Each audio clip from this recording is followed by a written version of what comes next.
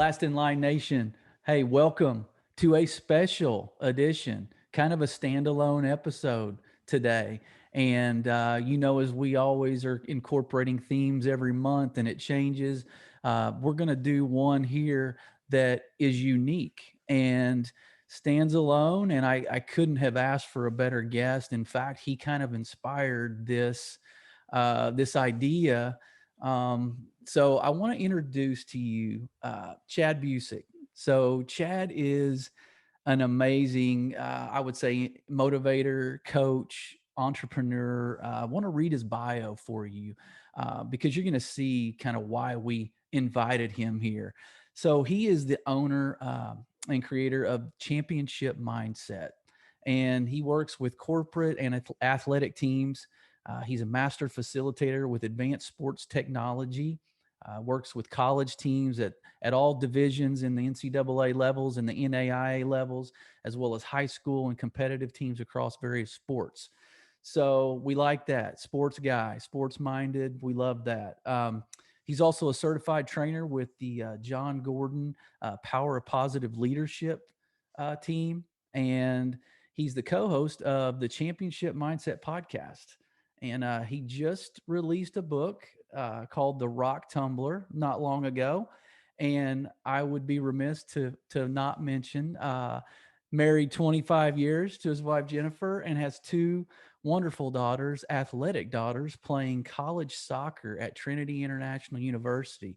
So, man, on a beautiful, crisp morning in March, I'd like to welcome Chad Busick, man. Welcome to the show.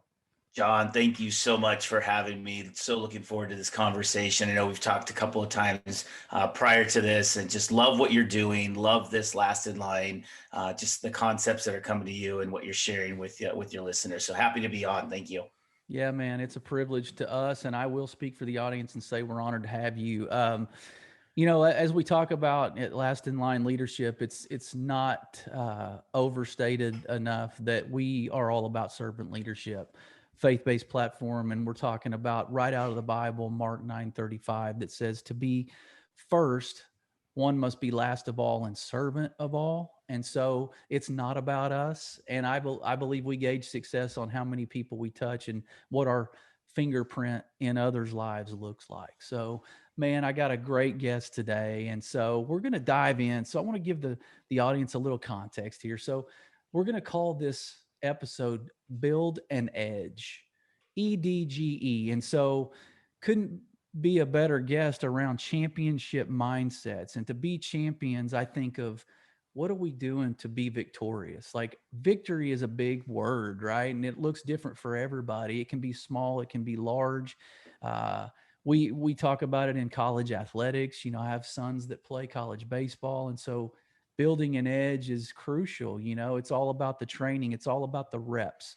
And I think that's paralleled perfectly in our daily lives. Like I think the reps that we do on a daily basis, the habits, the disciplines, are crucial. And so the edge here is going to be about building an education, building a discipline, building a gratitude. So I think that's crucial. And then finally, we're going to talk about building our evaluation and our assessment of things in our progress. So Chad, man, let's dive in. So when we talk about building an education, like we're not necessarily talking about the paper or the degree or the diploma or the credentials behind our name, right? But although that's important, um, talk to us in your life and let the audience kind of connect with you a little bit. Talk about your feelings on learning and development and kind of building that knowledge base for people.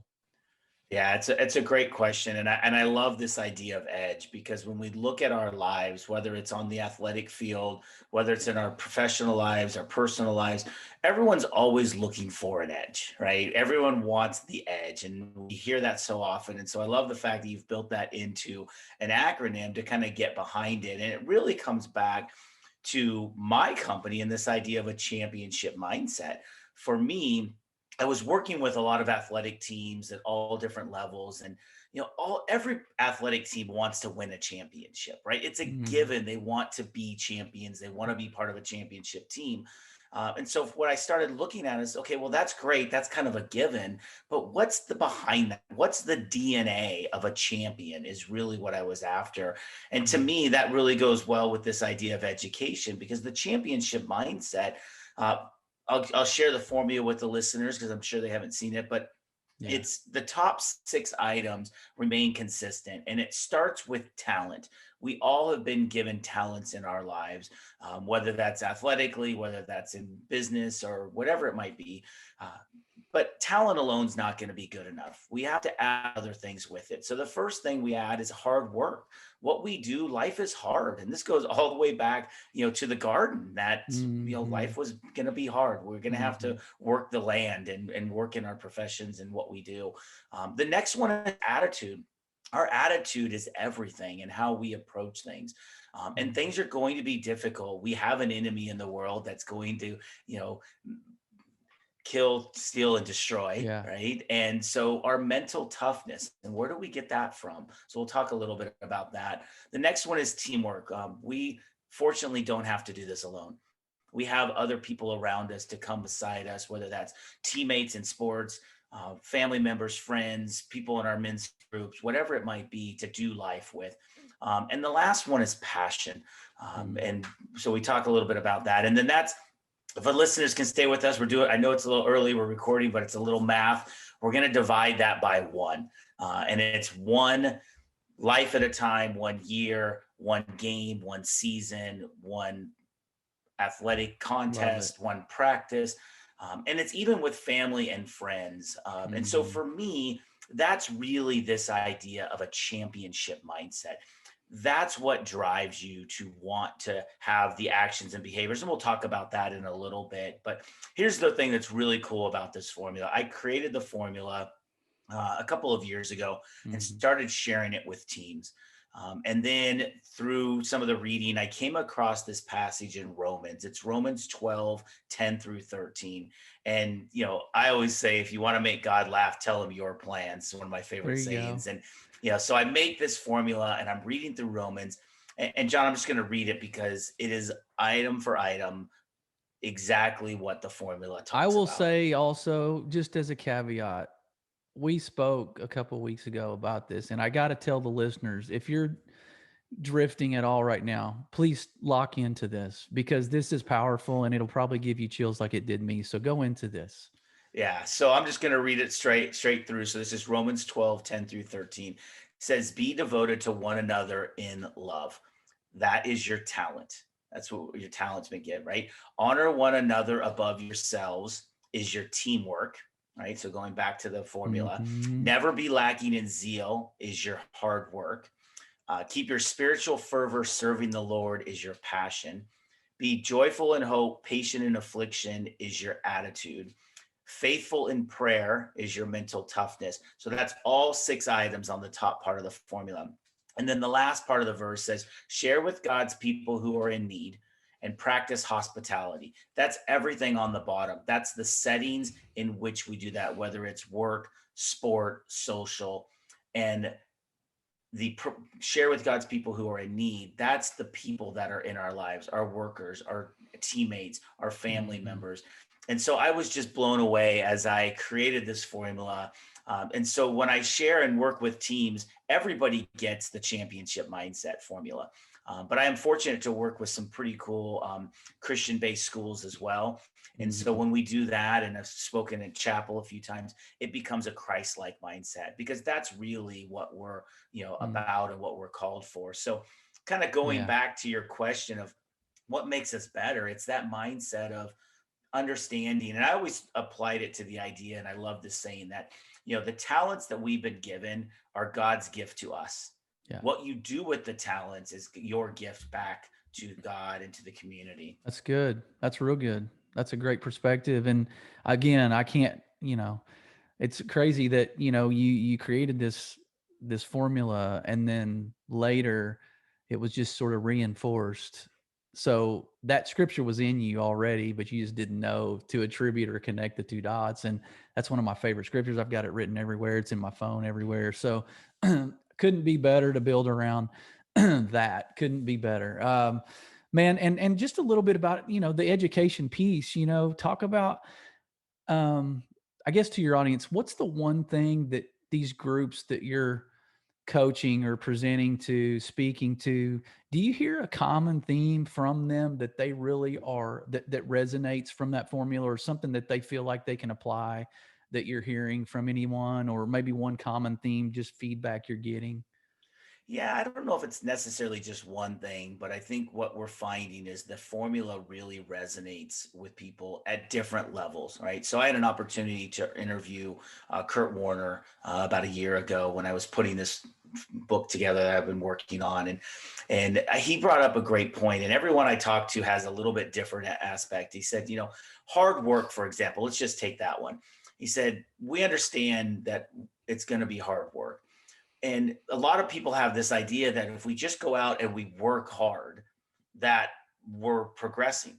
But Mhm. that's not necessarily the case. And he made a point. He said, not only do you have to work hard, but you have to work at the things that are hard for you. And that's a big step there for us, because we're so often, we want to just work on the things that we're competent at, we're good at. And yes, we can continue to improve and get better, but a championship mindset says that we also need to work hard on the things that are hard for us. So I Yeah. think that's one. And the other one that really resonates to me is this idea of teamwork. And I'll be honest, when I created the formula and started sharing it, I've worked with, swim teams. I've worked with individual athletes as well. And Mhm. some people push back with this idea of, well, why is teamwork on there? I'm a track athlete. I run cross country. Yeah. And the reality is that regardless of the sport that you play or in life, we all have a team around us. Yeah. And so I did a podcast interview recently with Kat Osterman, who is the pitcher Yep. for U.S. Softball, and her episode actually releases this week. And I asked her about this, and she talked about, yeah, I might be the pitcher and I may never have an at bat, but the team around me is so important to my success. And so I think it's a great thing for us to remember that teammates in all areas of our lives, it's the way that we were created, right? We were created to be in relationship with the Lord, but we're Yeah. also to be designed to be in community with others around us. We're not meant to do life by ourselves. And it's so important. That's why things like what you're doing in the men's groups are so important, because Yeah.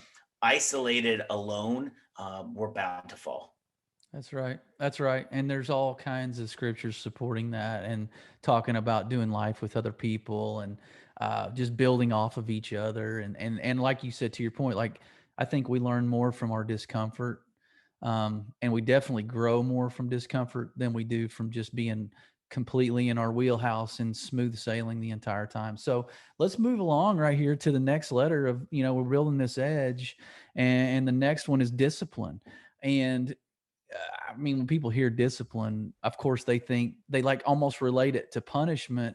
But the discipline we're talking about is just those daily habits that get ingrained in us that become muscle memory. So those right reps that I talk about, that, you know, a lot of, I mean, I hear people say, practice makes perfect. And I know that that's evolved over time. And I would say it makes permanent. So if you're practicing the wrong thing, you're going to be proficient at the wrong thing. And so the practice of right reps, I think, matters. And so creating those disciplines in us daily is what I want to kind of hone in on right here. And, that involves the non-negotiables about who we are, the fabric of our character, right? Who we are more than what we do, but who we are kind of comes out in what we do. So talk about that for the audience, those non-negotiables in your life, those things that are unshakable. Yeah, it's a great question. And really, if we don't define that for ourselves, then how are we going to know if we're on track, right? Yep. How are we going to know where we're coming up short? This is part of that self-awareness that we really need to understand. And people we see that at the highest level, they have this defined, right? Yep. They define it. And I love what Extreme Ownership, written by Jocko Willick and Leek Babin, talk about this idea that discipline actually equals freedom. And that's the thing that we have to get to, is understanding that the discipline isn't meant as a punishment. It's the idea of working within that for the desirable results. You mind saying And that again? You mind saying that again? Discipline equals what?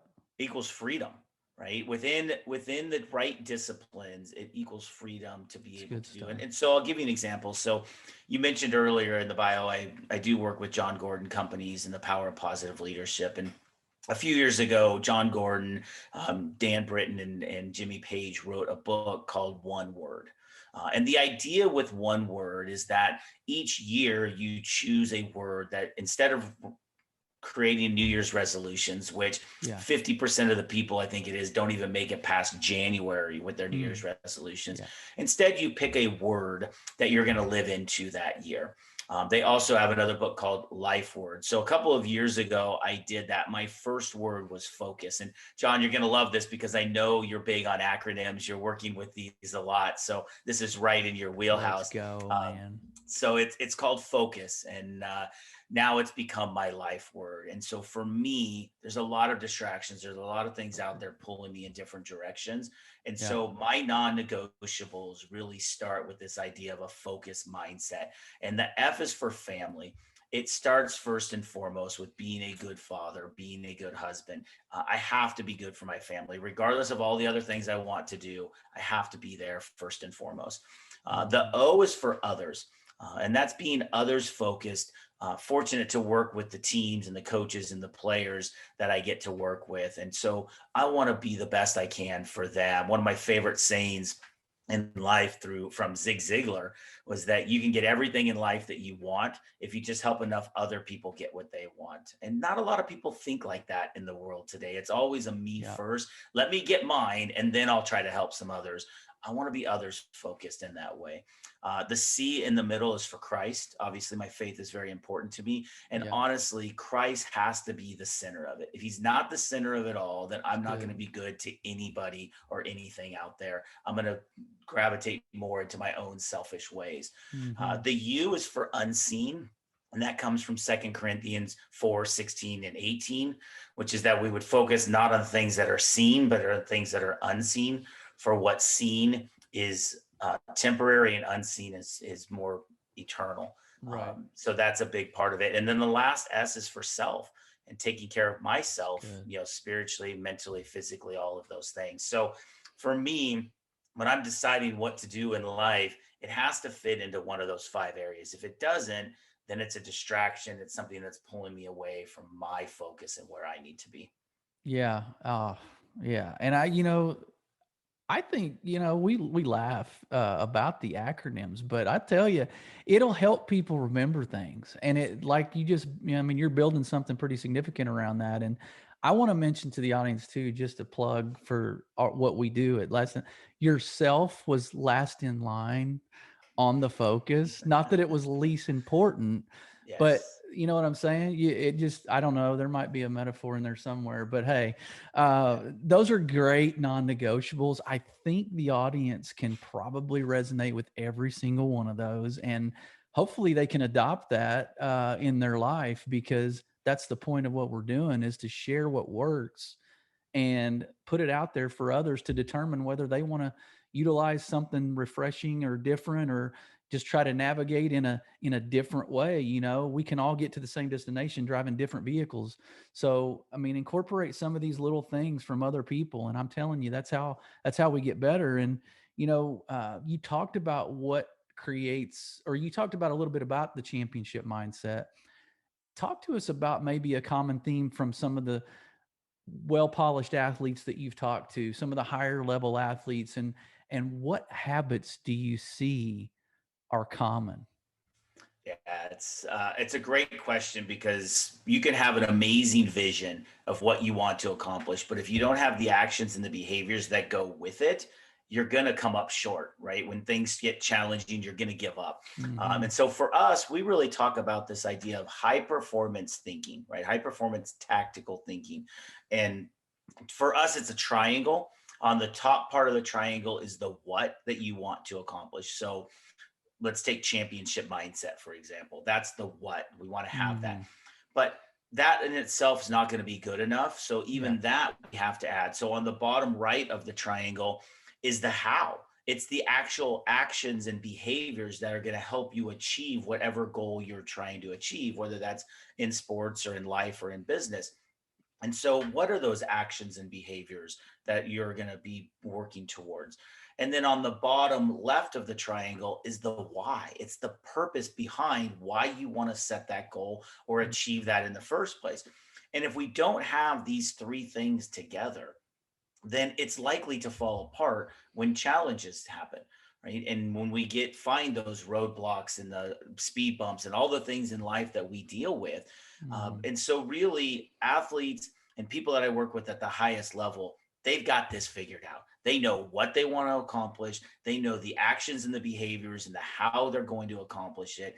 And they know why they want to accomplish it. And I love how John Gordon talks about in his thing is that people don't get burned out in life because of what they do. They get burned out because they forget why they do it. And Absolutely. so connecting people to the why is really, really important. And I'll share with you and the listeners here another acronym for you. And this is when Yeah. we're setting goals. It's something that I created, and it's how far do you want to go, right? And so the far is an F. There's four A's, so A, R. Okay, and so this is kind of another That's formula, nice. if you will, right? So Nice. it starts with a focused vision, right? That's the F, the focused vision of what you want to accomplish, detail orientated, knowing exactly. The first A is the actions and the behaviors to achieve that focused vision. The second A is attain. So we're going to look for results.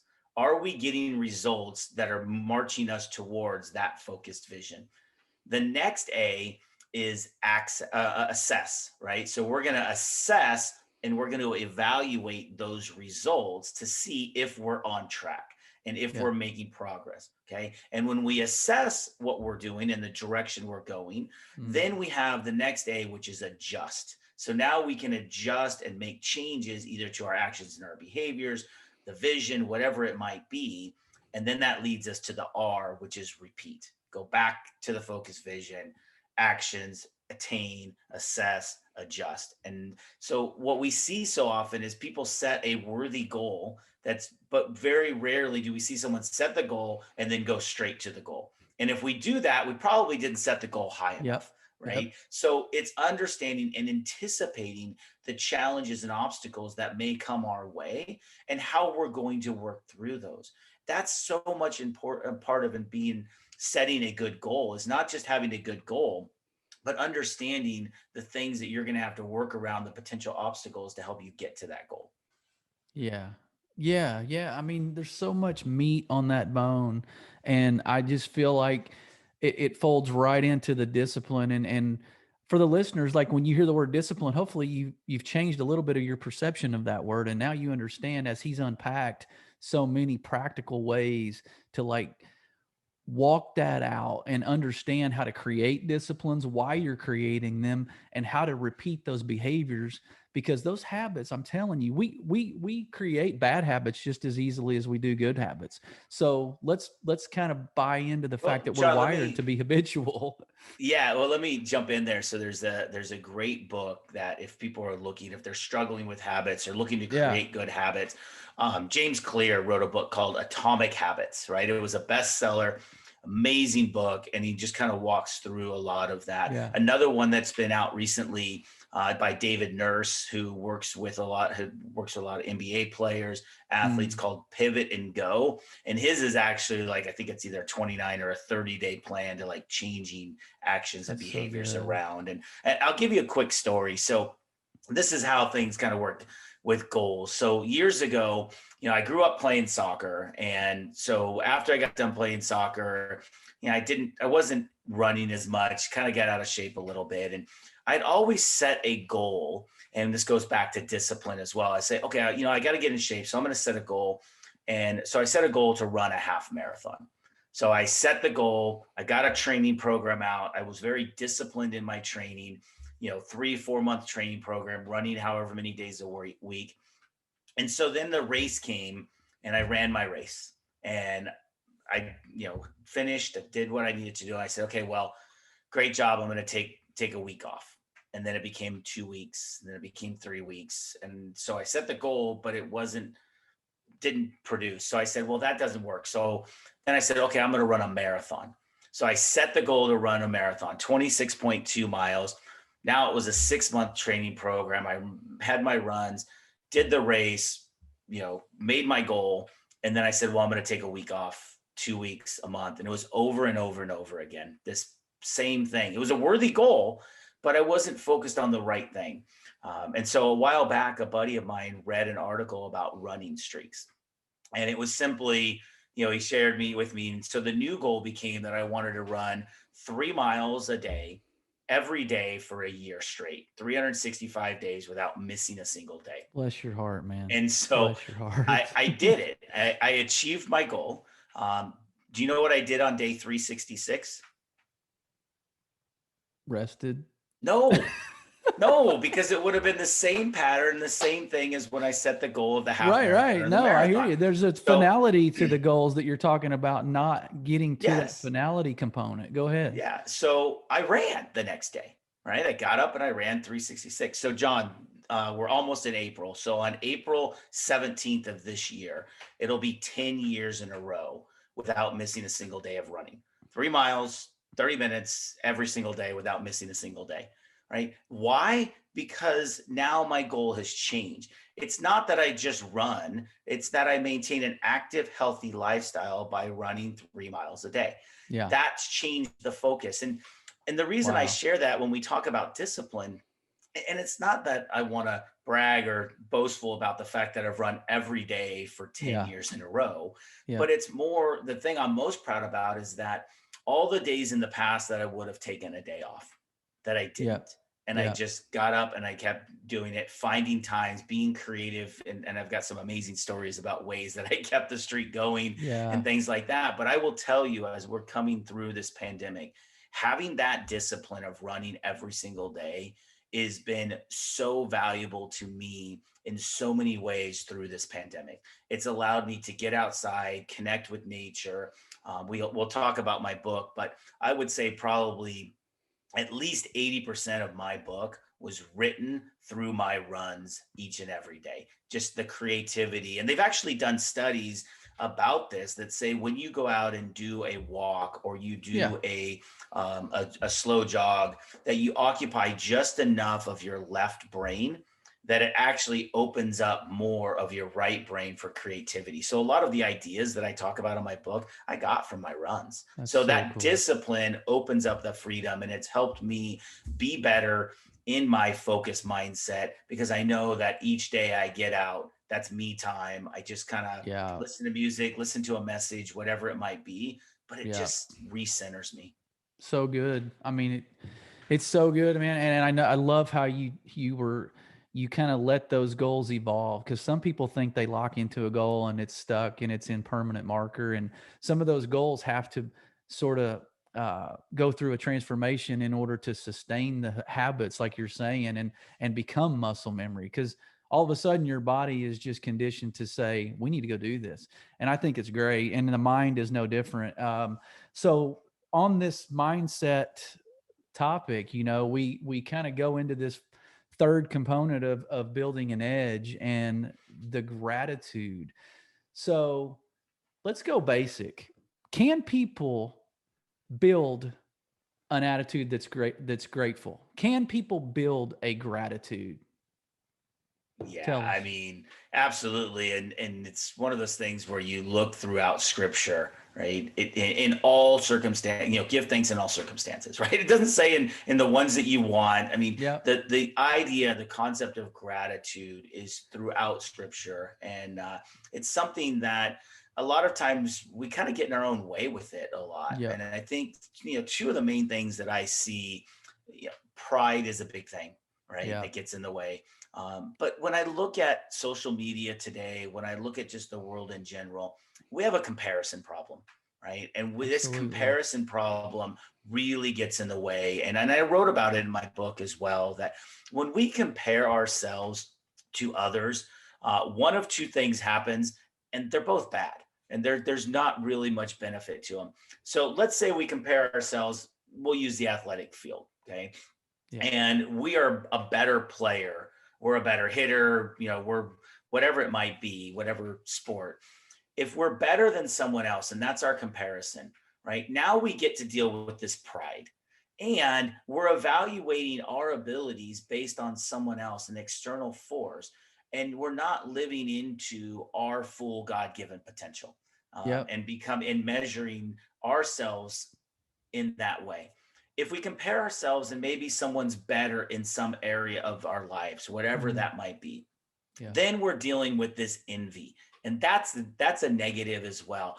And now we're actually discrediting the way that God made us and the Yeah. gifts that he gave us, because we're looking around at everybody else.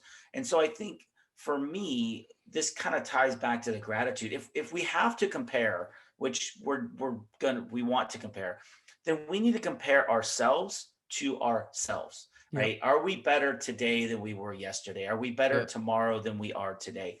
Because now that's something that we can really get behind. And one of my Yep. favorite verses is in Hebrews when it talks about running your own race, right?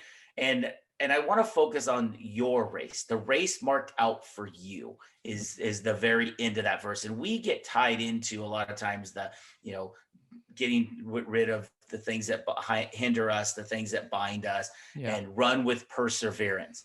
We often forget those last couple of words that say the race marked out for you. We're all on our own journey, right? We're all on our own path, and we Yeah. need to live into that path. And the great thing is that when we focus on that aspect, then a whole different world opens up to us, right? We're now not tying our results to anything external or to anyone else that's running their own race. Yep. Instead, we're focused on this.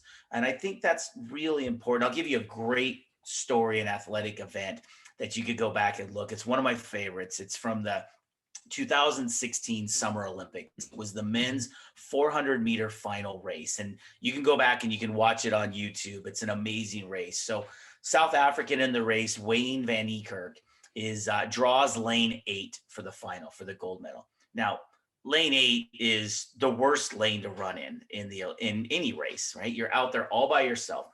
So he develops a game plan, he runs his race, and he wins.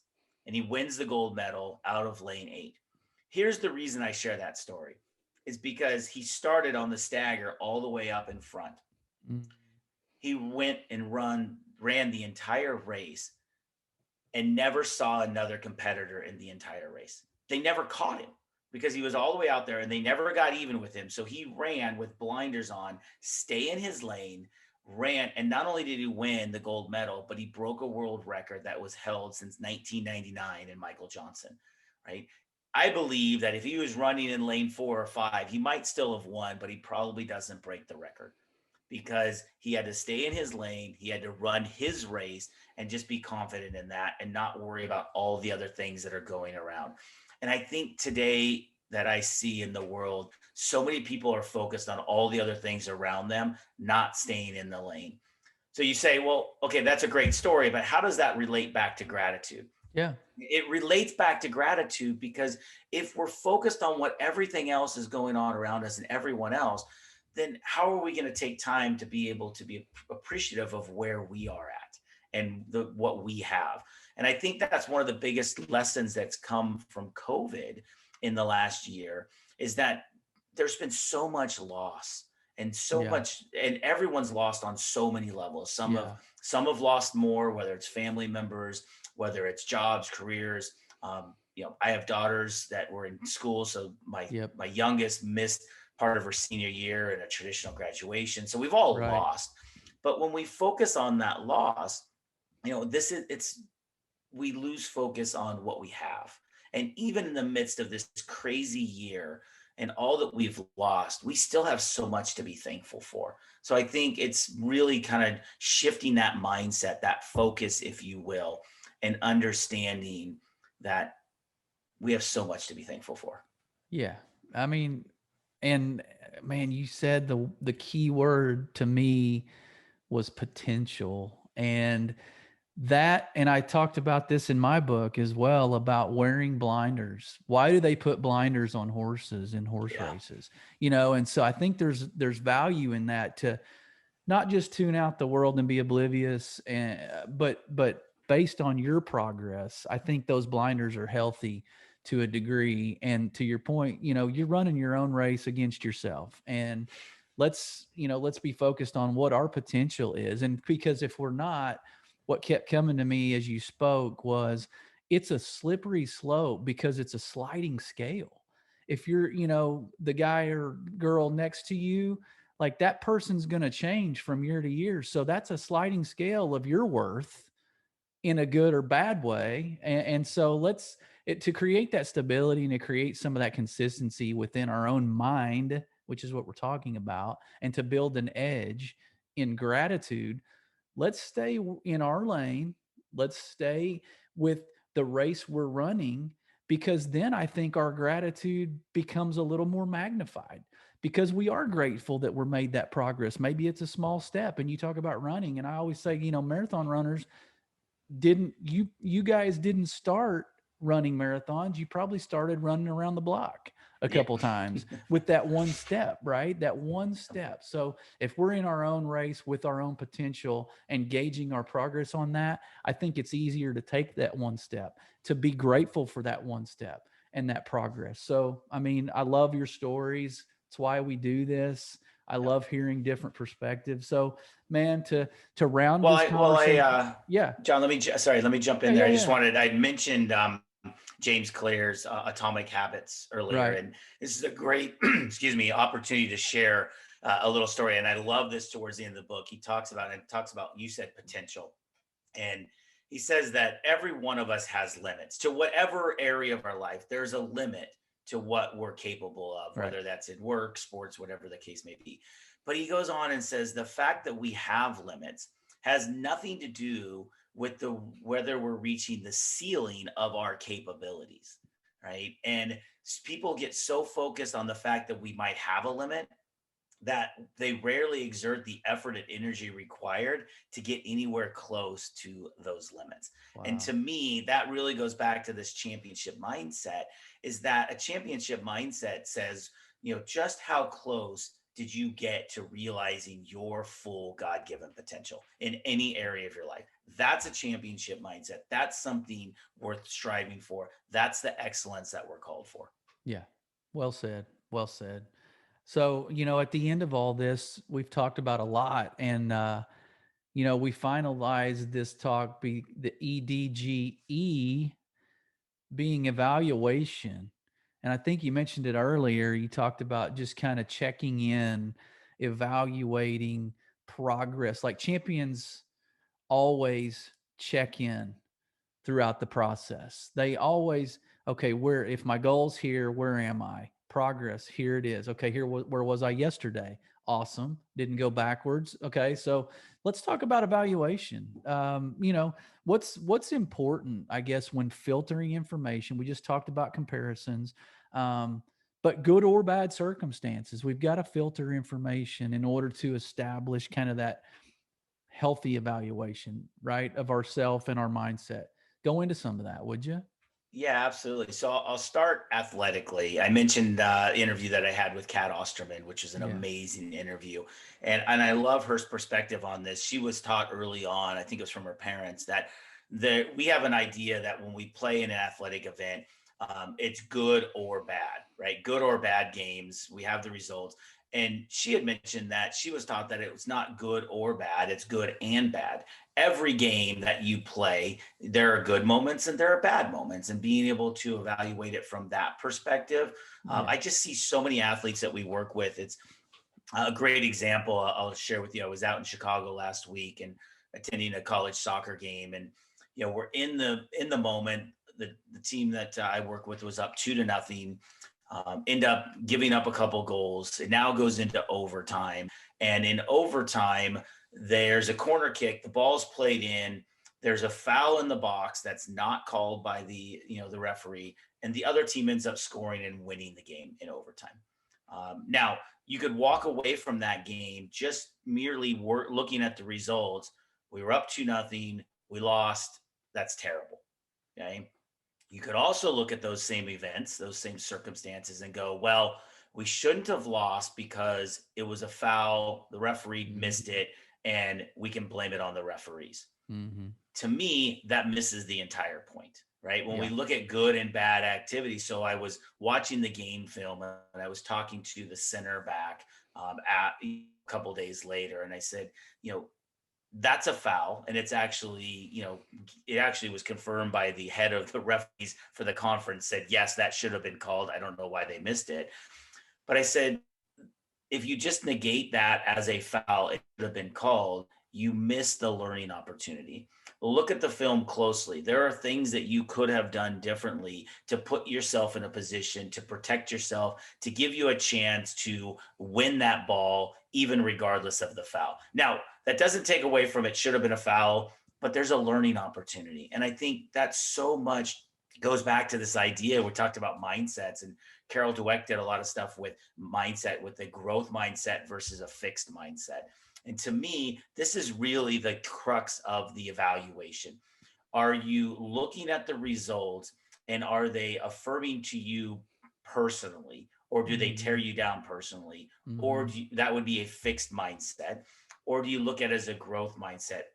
The evaluations are helping me grow and moving me in the right direction, versus the evaluations is showing my flaws and where the areas where I'm not as good as I need to be. Yeah. So I wrote about this in my book. It was one of the key themes and one of the things that really led me to write this book, The Rock Tumbler. And I'll share a little bit with your listeners, because a lot of people don't know what a rock tumbler is. And Right. so, some of us may have played with them when we were kids. I didn't. I kind of came about it later. But a rock tumbler or a rock polisher is, you take rocks, you add water, and you add grit into the barrel, and you put it on this machine, and it spins 24 hours a day, 7 days a week, throughout that process. And the idea is that inside that tumbler, the events and the circumstances can either tear us down, chew us up, and spit us out, or they can shape and mold us into the people that we're meant to become. And to me, when I look at the world and just look at the pandemic, and I got the idea and started writing this book prior to the pandemic, Yeah. which is kind of interesting that this then published in November of last year. But the world around us, this fallen, broken world, it's like living in a rock tumbler. And the events and the Yeah. circumstances can either tear us down, or they can shape and mold us into the people that we're meant to be. So, one of the key themes of the book is that your circumstances, whether they're good or bad, do not define who you are, who you play for, or who you live for. But how you respond to those circumstances will reveal who you are, who you play for, and who you live for. Our Mhm. response is everything. We don't have control over the circumstances a lot of times that happen to us, but we do have 100% control of our response to those circumstances. So it's Sure. important that we understand that the evaluation is a tool to help us. Are we on track? What are the changes and that we need to make? How can we continue to own our journey and move forward? And I think that's a really important aspect of it. And so the rock tumbler, it's written, it's a fable. It's a made up story of my two friends, Chip and Corey, which are two rocks that I find on one of my runs. Yeah. And then we follow them through this process. So there's the ingredients is one part.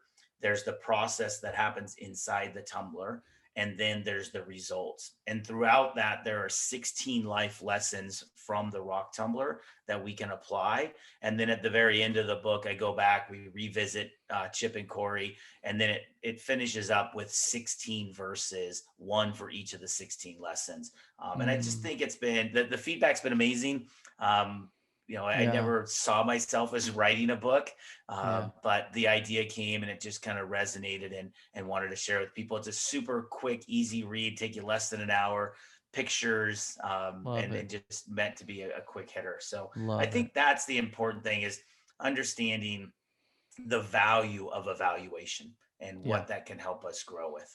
That's so good. Man, a lot of things stand out to me when you're talking about the book, and I actually talk about it in mine as well. And you know, I have a section called friction to fruit.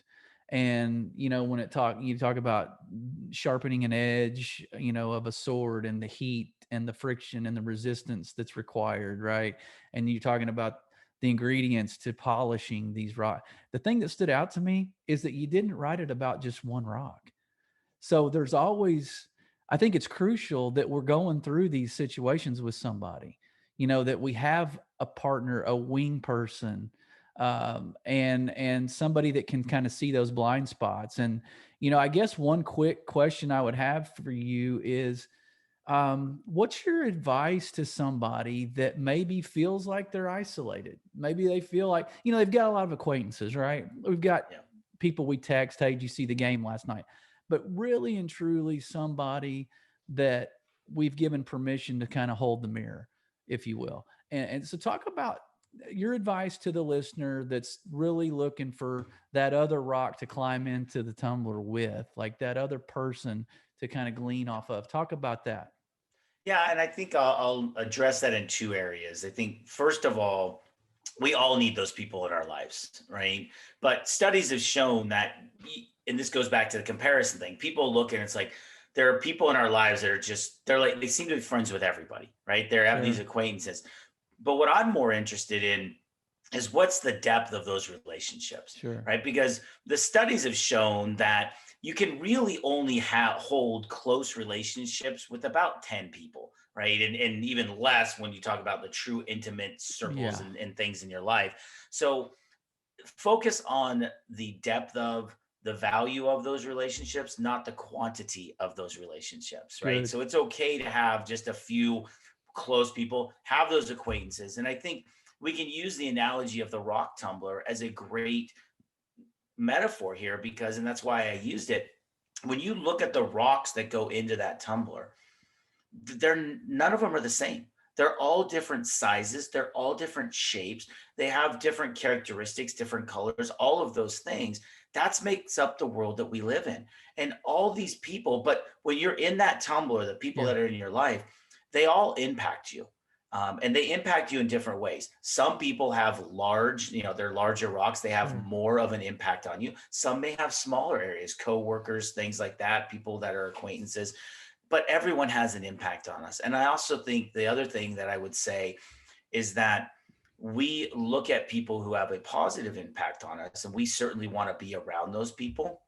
But we also need to not throw out the people that have that negative impact. And one of the great ways that I saw this in a book was said that, people have an impact. Some people teach us who we want to be, other people teach us who we don't want to be. And we Yeah. can learn from both types of people, right? We can learn from the people that we want to be and how we want to change. But the people that show us who we don't want to be sometimes have the biggest impact on us. Yeah. Sometimes those are the people that leave. And when you look at these rocks that come out of the tumbler, they're not perfect. There are marks, there are blemishes, there are scars that we all have gone through in life in different areas. But that makes us who we are, and it shapes us and mold us into the people that we're becoming. And interesting that when we look at the pandemic, and Gallup did a study years ago, and they asked people about the worst moments in their lives Yeah. and the best moments in their lives.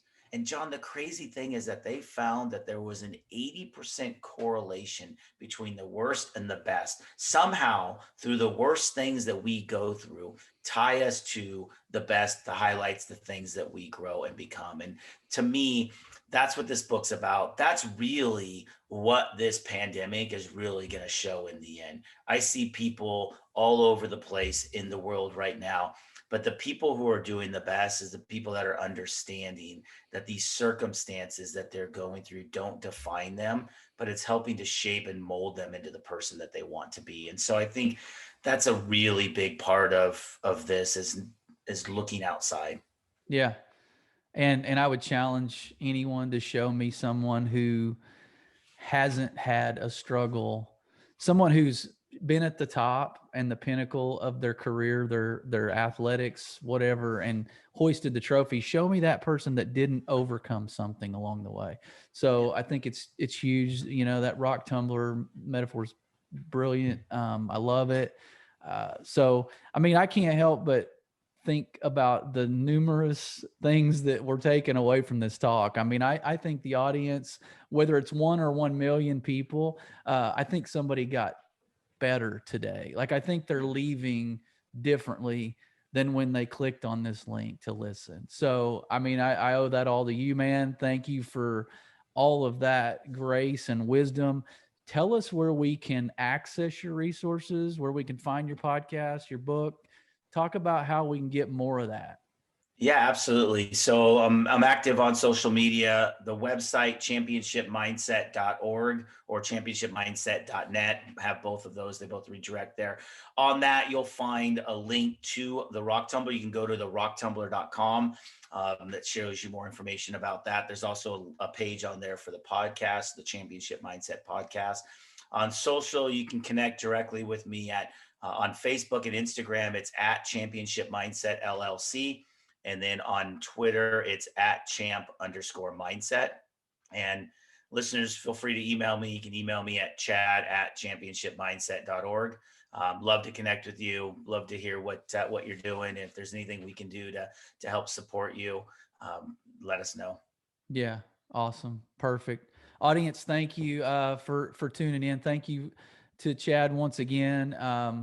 I think it was a perfect, unique episode of building an edge, and we did that. We did that through education, through discipline, through gratitude, and through evaluation, and we peeled back the layers of those. And I think we uncovered a lot of good stuff. So I hope that you can walk away equipped, empowered, encouraged. Like that's our goal on this show. So I know I did. So until next time, be blessed.